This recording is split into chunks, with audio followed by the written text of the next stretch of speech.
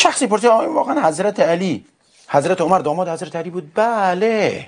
کتاب کافی کلینی، اتفاقا ویدیویی هست از این آخوندها که میگن در مورد ازدواج حضرت عمر با دختر حضرت علی در کتاب کافی کلینی، یک فصل میدونی یعنی چی؟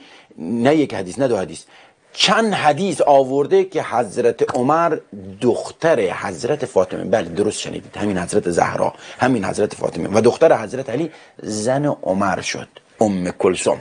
آخوند یه دفعه میگه نه این جن بوده. خب جن، این جن میگه حضرت علی گفت برو زن عمر شو که این عمر این در خونه من رو کند و این جنی رو فرستاد زن عمر بشه. خب این جنی با شیعه باشه چون گوش حضرت علی به حرف حضرت علی گوش داد، با شیعه باشه، پس حضرت علی به شیعیان خودش خیانت کرد ولی اعوذ بالله زن عمر فرستاد بشه. یه دفعه میگه نه نه نه نه نه نه نه نه چی بس؟ عمر اومد شمشیر گذاشت پای گوش علی. علی جون یا دختر یا دستت میره. گفت چیکار می‌کنی؟ گفت تهمت دزدی بهت میزنم، دو تا شاهد هم دزدی کرد دستت میبرم. حضرت علی هم ترسید که مردم شک کنن که شاید دزدی کرده، گفت آقا دختر بره بعد دستم قلم نشه. خب و دختر می عقد ازدواج حضرت. ولی لحاظ این توش موندن. بپرسید از آخوندها که آقا چرا حضرت علی دختر فاطمه رو عقد ازدواج عمر در آورد؟ اسم حضرت علی بچه‌ش رو عمر گذاشت. میدونید حضرت علی فرزندی داشت به نام عمر، بلکه حضرت حسین فرزندی داشت به نام عمر، بلکه حضرت حسن فرزندی داشت به نام عمر. میدونستید تا حالا؟ نه نمیدونستید، چون قرار نیست آخونده اینا رو بگن. آخونده قراره چه بگن؟ صیغه، نظر، خمس، اهل گنبد بارگاه، امامزاده، مرجع تقلید، تبارک الله. اینا خوبه، اینا مذهب اهل بیت، فرهنگ علویه، این خوبه. ولی به شما بگن که این، میدونید امام محمد باقر داماد ابوبکر صدیق بود؟ میدونید که مادر امام جعفر صادق ام فروه یکی از فرزندان ابوبکر صدیق؟ میدونستید یکی از نوادگان ابوبکر صدیق یا نه؟ نمیدونستید؟ قرارخوانی است که این به شما بگم. میدونید دختران حسین عروس حضرت عثمان هستن؟ میدونید؟ نه اینا قرار نیست. میدونید رسول الله 4 تا دختر داشت، کوچکترین دخترش حضرت فاطمه بود، 3 تا دختر دیگه از دختران رسول الله زنان بنی امیه شدن. میدونید بنی امیه که میگن شجره ملعونه، 2 تا از دختران حضرت رسول همسر عثمان شد. میدونید؟ نه آخوند اینا معلوم نباید بگی. میدونید حضرت حسن داماد طلحی بود، لعنی نفرینش میکنن شبان روز؟ میدونید؟ نه اینا قرار نیست آخوند بگن. میدونید؟ نه. علا کل امام زمان افسانه.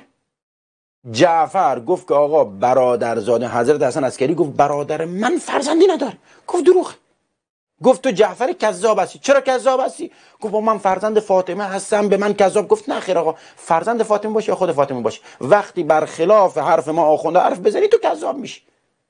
ولی لحاظا این آخوندها اهل بیت رو نمیخوان که مطیع اهل بیت باشن، میخوان اهل بیت مطیعشون باشه. ولی لحاظا تقیه ساختن. تقیه یعنی دروغ، میگه برخلاف واقعیت صحبت کردن. خب اهل بیت هر وقت گفته آقا روزه بگیرید، میگه نه این تقیه است. اهل بیت گفته آقا در اذان اشهد ان لا اله الا الله، نگه نه این تقیه است. اهل بیت گفته وضو را در هنگام وضو پاها را بشورید، نه این تقیه است. خب تقیه چی نیست؟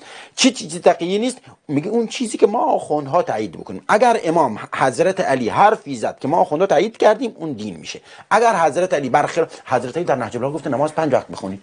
نه این چه 5 وقت؟ 3 وقتش توش موندیم. 5 وقت چی؟ میگه اون 3 وقت خوندن فرهنگ جز مذهبه، جز شعائر مذهبه. خب حضرت علی گفته 5 وقت، اون برای خودش گفته. حضرت علی خب بر قبر گنبد بارگاه نساخت، بیکار بود، نمیخواسته، پول لازم نداشته. ما پول لازم داریم، ما میخوایم خدمت دین خدا اهل بیت بکنیم، گنبد بارگاه است که نان میاره. خب حضرت علی نمیدونم صیغه رو در وسایل شیعه حرام اعلام کرده حضرت علی از رسول الله. نه حضرت علی دلش خوش بوده. ما نمیتونیم آخونده چی میکشیم، چه داغی بر دل دارن، بالاخره نیاز به صیغه و غیر صیغه دارن و این جور چیزا. دین یعنی هوا و هوس آخوند. در یک کلام امام زمان افسانه است. اصلا در کتاب کافی کلینی اومده که سلطان وقت زنان حضرت حسن عسکری را در موقع عده در خانه نگه داشت تا اینکه بطلان حاملگی بر اونها روشن شد. بعد از اینکه بطلان حاملگی روشن شد، میراث بین جعفر و بین مادر حضرت حسن عسکری و همسرانش تقسیم شد. میدونید چی گفتن نواب اربعه؟ اول نواب 20 نواب بودن، بعد بینشون دعوا شد به 4 تا شدن. گفتن نه، این امام زمان در ران نرگس خاتون متولد شده، حامله شده در ران و از ران متولد شده. نرگس خاتون کجاست؟ نرگس خاتون رفت نیست. از کجا اومد؟ از ایتالیا. همراه ارتش اسیر بود و بعد دیگه خرید شد.